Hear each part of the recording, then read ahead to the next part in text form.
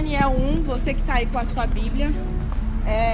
Você que não está com a sua Bíblia, é interessante você acompanhar com algum irmão do seu lado que está com a palavra de Deus aí, para que você acompanhe, porque é certo que o Espírito Santo de Deus, ele quer falar conosco, ele quer falar com você. E quando você abre a Bíblia, ela é isso mesmo, ela é a palavra de Deus. E se você não está muitas das vezes acompanhando, você perde algo que o Senhor queria falar direcionamente com você. Ele queria falar com você. E às vezes você perde porque está atento em outras coisas. Então é interessante que ainda mais na praça, né, que tem muito movimento, que você esteja atentamente com os seus olhos fixos na palavra de Deus. Amém? Amém. Então vamos lá. Daniel 1. No terceiro ano do reinado de Jeoaquim, rei de Judá, Nabucodonosor, rei da Babilônia, veio a Jerusalém e a sitiou. E o Senhor entregou Jeoaquim, rei de Judá, nas suas mãos, e também alguns dos utensílios do templo de Deus. Ele levou os utensílios para o templo do seu Deus, na terra de Sinear, e os colocou na casa do tesouro do seu Deus. Bom, eu acredito que quase todo mundo está dando para acompanhar, mas quem não está acompanhando... Nossa, Deus, gente, que friozinho na barriga. Mas para quem não está acompanhando, aqui disse que o rei da Babilônia, Nabucodonosor, ele levou os utensílios de Israel para Sinear. E Sinear se encontra na região da Babilônia. E aqui fala que o Senhor, foi o Senhor, entregou Jeoaquim, o rei de Judá, nas suas mãos. E Jeoaquim significa aquele que Deus concedeu. E de fato, Deus concedeu Jeoaquim na mão de Nabucodonosor. E muitas das vezes a gente acha, né? Mas como assim? Como que Deus concede, né? Como que às vezes Deus nos concede na mão de Nabucodonosor, né? Nabucodonosor era um rei da Babilônia, então ele não era um rei que exalta o nosso Deus. Mas eu quero lembrar você que tudo que o Senhor faz é um propósito. Ele não faz por acaso. Então, talvez você está passando por essa situação. Parece que estão te entregando na mão de Nabucodonosor. Mas não se esqueça que se você serve a um Deus, tem um propósito. E o dia da vitória vai chegar. Amém? Amém. Então vamos continuar no 3. Depois, o rei ordenou a Aspenaz, o chefe dos oficiais da sua corte, que trouxe alguns dos israelitas da família real e da nobreza, jovens sem defeito físico, de boa aparência, cultos, inteligentes, que dominassem os vários campos do conhecimento e fossem capacitados para servir no palácio do rei. Ele deveria ensinar-lhes a língua e a literatura dos babilônios. De sua própria mesa, o rei designou-lhes uma porção diária de comida e de vinho. Eles receberiam um treinamento durante 3 anos e depois disso passariam a servir o rei. Versículo 6. Entre esses estavam alguns que vieram de Judá: Daniel, Ananias, Misael e Azarias. Então, eu peço para que vocês prestem atenção nestes nomes, né? E aqui na palavra está falando que foi alguns dos que vieram. Então não vieram só esses jovens, vieram mais jovens fazer esse treinamento. Mas os jovens que nós de fato temos que prestar atenção, porque eram jovens que eram diferentes, que tinham o chamado do Senhor e que deram vazão para fazer parte do chamado de Deus, né? Então, gravem: Daniel, Ananias, Misael e Azarias. E aí, né, o chefe dos oficiais, ele teve uma brilhante ideia. Ele teve uma ideia do seu eu. O chefe dos oficiais deu-lhes novos nomes. A Daniel deu o nome de Beltesazar, a Ananias, Sadraque, a Misael, Mesaque e Azarias, Abidnego. Até aqui, parece que não tem nenhum problema, não é mesmo? Aliás, é só uma troca de nomes que o oficial fez. Aliás, não tem nenhum mal, às vezes, eu chamar o Cauê de outro nome, ou eu chamar a Rafa de outro nome. Será que não tem mal mesmo?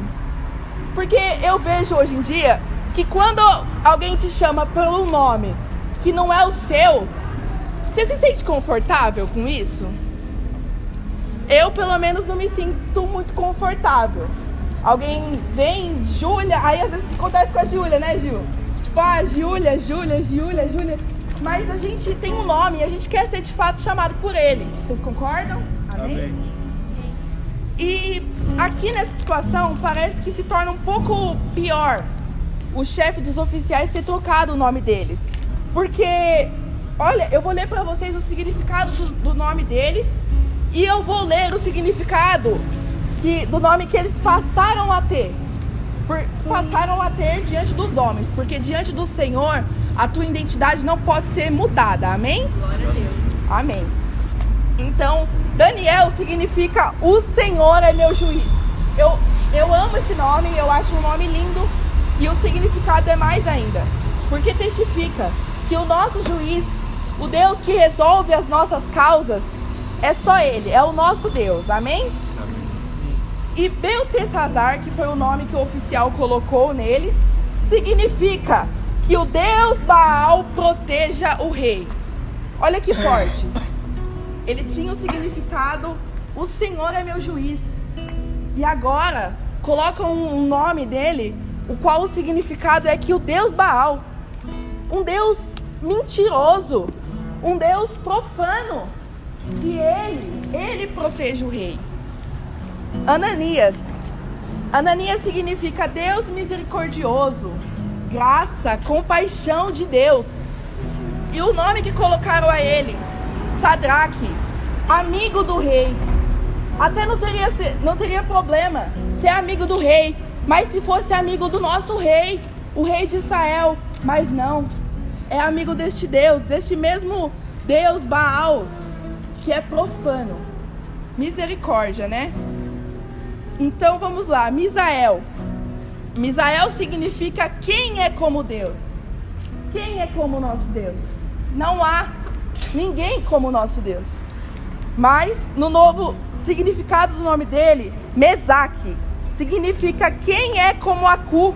E Aku significa Deus da lua. Então quiseram comparar o nome dele, colocaram agora como um Deus inexistente, como um Deus que não pode fazer nada, comparado ao que o nosso Deus é. E por último, o Azarias, significa Deus ajudou, Deus é a minha força. Se o Senhor Deus é a nossa força, que outro Deus a gente vai servir? A qual outro Deus a gente vai render as nossas vidas? E no seu novo nome, Abednego, significa servo de Nebo. Nebo era um deus que era cultuado lá na Babilônia. Olha só, olha o que esse oficial fez. Ele mudou completamente o significado do nome desses caras. E eu queria me atentar agora pro nome do que teve a brilhante ideia, não é mesmo? De mudar os nomes. Eu não sei se vocês vão lembrar o que vocês leram, mas no versículo 3 diz que Aspenaz era o nome do chefe dos oficiais que trocou o nome deles.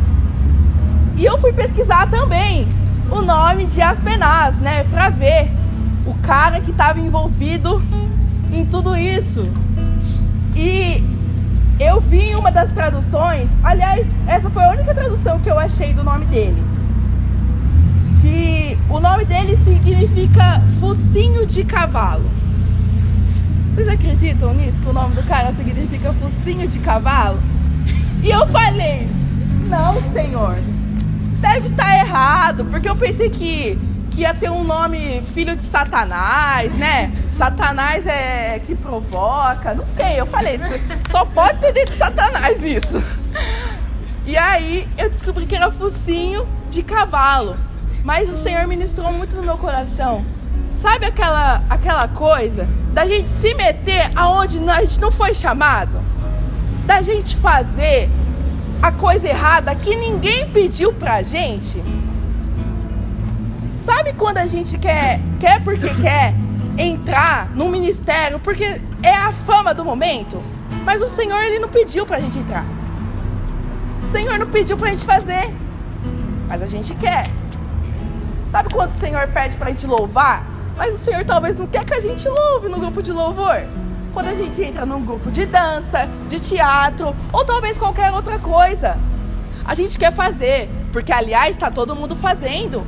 Porque aliás, se eu só ficar com esse negócio de ajudar os pobres, ninguém vai me reconhecer.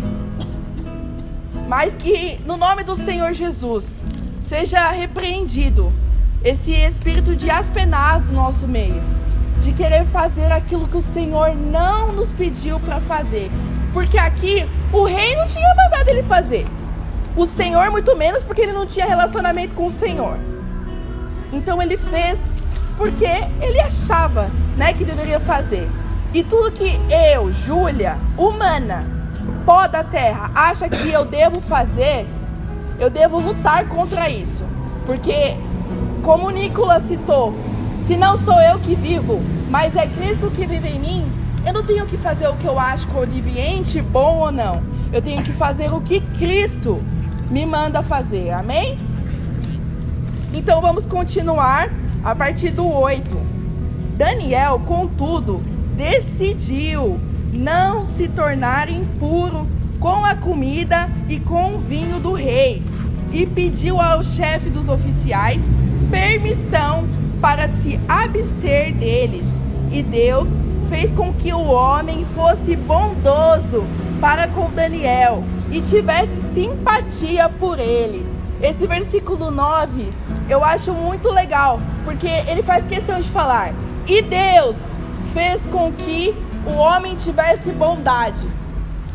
Sabe, eu e você, a gente não pode ter bondade se não for Deus em nós. Porque novamente, nós viemos do pó. Sabe? Nós viemos do pó. Então, como alguém que vem do pó pode ter bondade, pode transferir bondade? Mas quando habita esse Deus em nós, quando nós alimentamos o Espírito de Deus em nós, nós conseguimos amar, nós conseguimos perdoar, nós conseguimos ser bondosos, nós conseguimos transferir todos esses frutos do Espírito Santo, amém? Amém. Glória a Deus. 10. Apesar disso, ele disse a Daniel: tenho medo do rei, o meu senhor, que determinou a comida e a bebida de vocês. E se ele o achar menos saudável que os outros homens da mesma idade, o rei poderia pedir a minha cabeça por causa de vocês. E Daniel então disse ao homem que o chefe dos oficiais tinha encarregado de cuidar dele.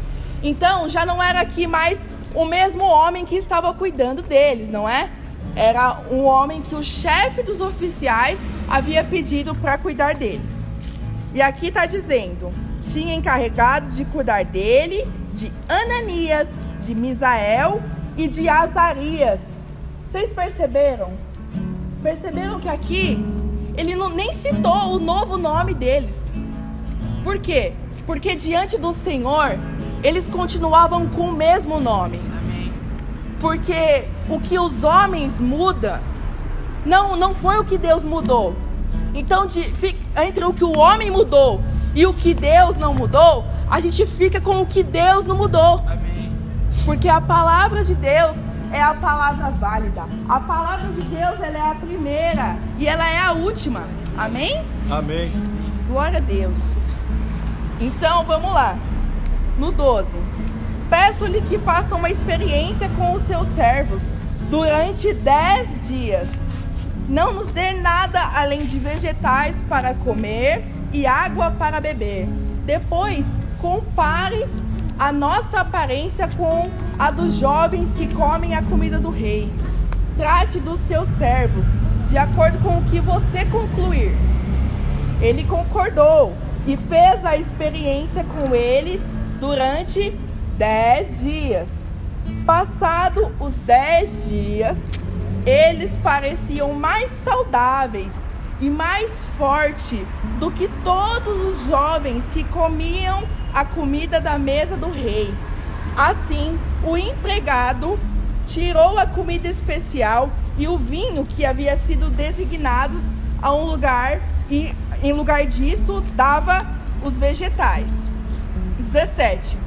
A esses 4 jovens, Deus deu sabedoria, inteligência para conhecerem todos os aspectos da cultura e da ciência. E Daniel, além disso, sabia interpretar todo tipo de visão e sonhos. 18. Ao final do tempo estabelecido para o rei, para que os jovens fossem trazidos à sua presença, o chefe dos oficiais os apresentou a Nabucodonosor. Antes da gente ver o que o rei percebeu nesses jovens, eu queria falar que a questão do nome tem muito a ver, com a nossa identidade, com aquilo que o Senhor inseriu em nós, aquilo que nós somos diante dele, e que de fato ninguém pode mudar, e que de fato ninguém pode tirar de nós. Mas essa segunda parte, que eu acredito que fala aqui dessa experiência de 10 dias que eles tiveram, fala muito da santidade, daquilo que a gente escolhe renunciar para ter parte com o Senhor, não para fazer parte na mesa com deuses pagãos, mas para ter parte de verdade com aquilo que é do Senhor. Então esses jovens, eles renunciaram. Enquanto estavam jovens lá, comendo carne à vontade, vinho, eu imagino, aliás, era da mesa do rei, deveria ter as melhores comidas, as melhores carnes, as melhores coisas que poderiam saciar momentaneamente. Mas esses jovens não estavam atrás de coisas momentâneas, de coisas finitas. Quem está atrás de coisas finitas procuram a vontade da sua carne. Mas quem está atrás e correndo atrás de algo que é infinito, de algo que não tem fim, e de fato isso fala do reino de Deus. O reino de Deus, ele não tem fim, ele é infinito. Esse resolve alimentar o Espírito de Deus. Esse decide viver pelo Espírito, não fazendo aquilo que agrada a carne, mas o Espírito, amém? Amém. Os ventinhos aqui, vamos voltar. Então vamos ver o que o rei presenciou, diante da renúncia desses jovens, diante, deles ter pagado um preço ali, de fato, para viver a santidade. E no 18, ao final do tempo estabelecido pelo rei para que os jovens fossem trazidos à sua presença, o chefe dos oficiais os apresentou a Nabucodonosor. 19. O rei conversou com eles e não encontrou ninguém comparável a Daniel, Ananias, Misael e Azarias, de modo que eles passaram a servir o rei.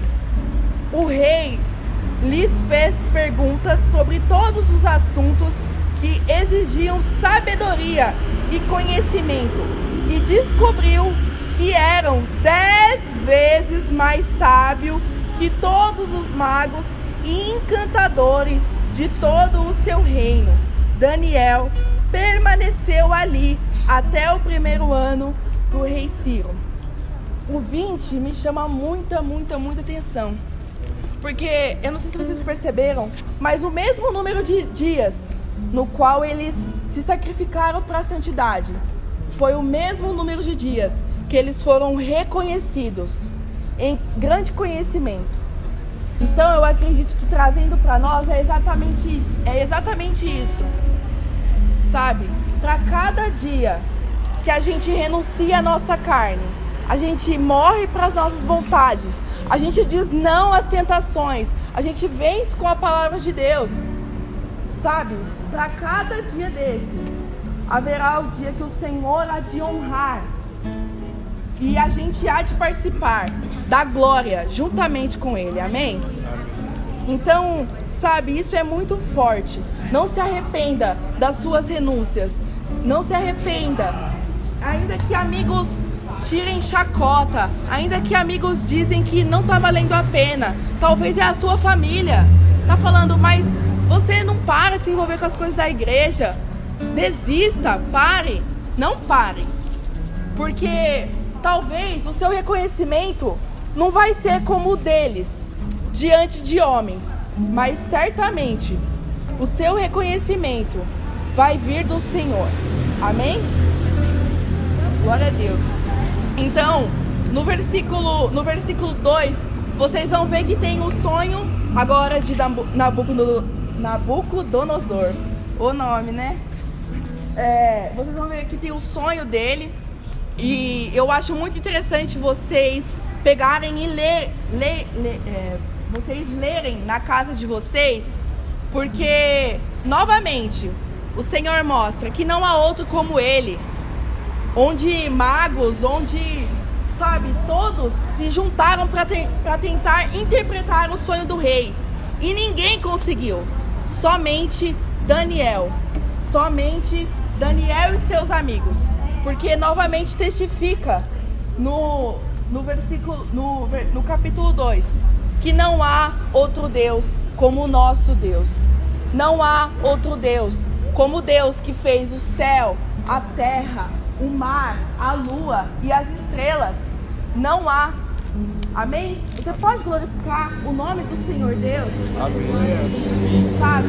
Porque hoje a gente vê o quanto as pessoas têm resistido em viver isso com intensidade, em viver isso com as suas vidas. E estes jovens, eles não negociaram. E no capítulo 3, vai falar da passagem mais famosa, né? Que eu acredito que da Bíblia, se assim a gente pode colocar, uma das mais famosas, que são eles na fornalha, não é mesmo? Quantos aqui já leram essa passagem? De Mesaque, de Abednego, de Sadraque. Todos já ouviram falar? Todos eu acredito que já tem uma dimensão, não é? E eu havia preparado cinco tópicos, né, para dividir. Mas eu acredito que vai se estender muito. Como a gente não tem muito tempo, então eu vou tentar enxugar o máximo aqui, tá bom? Eu vou direto pros últimos tópicos, que eu acredito que é a parte que o Senhor mais falou realmente comigo, foram os últimos tópicos. Então, para resumir, o rei ele mandou fazer uma estátua gigantesca para dar honra a quem? A Babilônia. Para dar glória a quem? A Babilônia, né? E novamente a gente reforça que aquilo que não é para dar glória ao Senhor nunca vai dar certo. Nunca poderá dar certo. E depois dele fazer essa estátua, ele fez o quê? Um decreto, dizendo que todos, quando começasse a tocar alguns instrumentos, teriam que se curvar diante desses instrumentos, diante dessa estátua, né? Diante de toda essa coisa que não é diante do nosso Deus. Então é sacrifício de tolo. Pois bem, então depois desse decreto, a gente chega à decisão de Sadraque, Mesaque e Abednego. E a gente vê, então aqui no versículo 13, Porque eles se recusaram a se prostrar diante daquela estátua. Então, vamos rapidamente ler no versículo 13. Furioso, Nabucodonosor mandou chamar Sadraque, Mesaque e Abednego. É 3:13, tá bom, irmãos? Vamos lá, me perdi. Furioso, Nabucodonosor mandou chamar Sadraque, Mesaque e Abednego.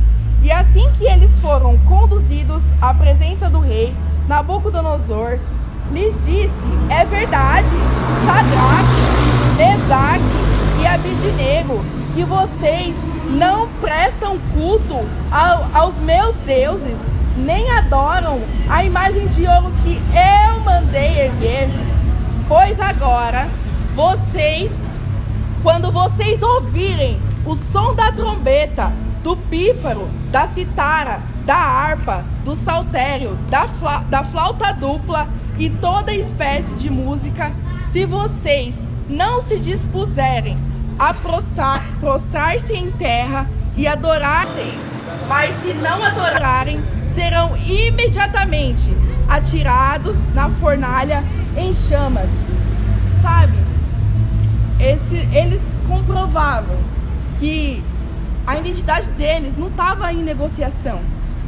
E é muito triste ver o quanto de jovens, o quanto de pessoas hoje em dia, sabe, se prostram diante das estátuas, se prostram diante de um namoro, se prostram diante de um sentimento, se prostram diante, sabe, de pensamentos, se deixam levar de fato por emoções, sabe? Mas que nós venhamos tirar o grande exemplo desses jovens que não se prostraram, permaneceram firmes, fiéis até o final. Então aqui vai falar, né, sobre que não teve jeito, o rei mandou mesmo eles para a fornalha. E eu queria ler o versículo 21, que vai falar agora a partir deles já indo para a fornalha, para a gente acompanhar essa parte final e para que o Senhor testifique em nós em identidade, testifique em nós santidade, testifique em nós que nós não fomos chamados para ser como os outros. Nós somos de fato chamados para renunciar à carne, que quer nos matar, que quer de fato nos levar para uma infinita tristeza. Então vamos ler aqui a parte que eles já estão indo para a fornalha. Eu vou ler a partir do 20. E ordenou que alguns dos soldados mais fortes do seu exército amarrassem Sadraque, Mesaque e Abednego e os atirassem na fornalha em chamas. Os 3 homens, vestidos com seus mantos, calções, turbantes e outras roupas, foram amarrados e atirados na fornalha extraordinariamente quente. Eu amo essa palavra, extraordinária, né? Extraordinariamente quente estava a fornalha. Mas sabe quem que é extraordinário? Extraordinário é o nosso Senhor. Extraordinário, que faz coisas inimagináveis, sabe? Impensáveis é o nosso Senhor, que vai muito além do que eu ou você pensamos. De fato, os pensamentos do Senhor não é os nossos pensamentos. De fato, o caminho do Senhor não é o nosso caminho. Mas é muito verdade, como diz em Isaías 55, que não é o mesmo, não é mesmo, mas o dele é maior, o dele é melhor, o dele é aquela boa vontade que a gente sempre ouve falar, é bom, perfeito e agradável.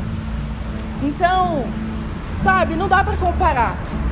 Não dá para comparar o que eu sinto, o que eu acho certo, o que eu acho conivente, quando há o que o Senhor acha, quando há o querer e efetuar daquilo que o Senhor quer, quando há o meu sonho, mas e o sonho de Deus? não dá para pôr numa balança. Porque de fato a gente vem aprender com esses jovens.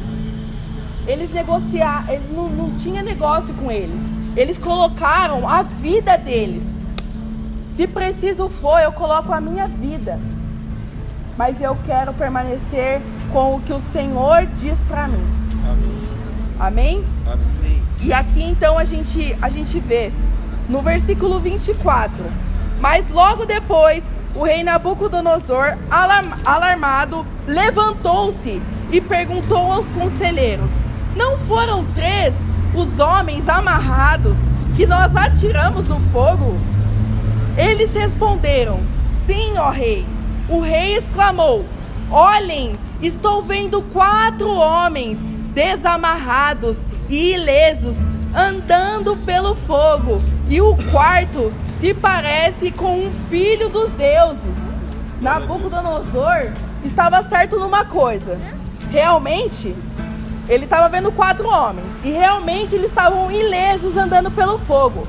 Mas ele estava extremamente equivocado quando disse que parecia um filho dos deuses, porque isso me parece muito mais coisa do único Deus, do Deus verdadeiro.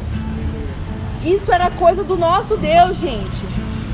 Isso era coisa do Deus que nós servimos hoje.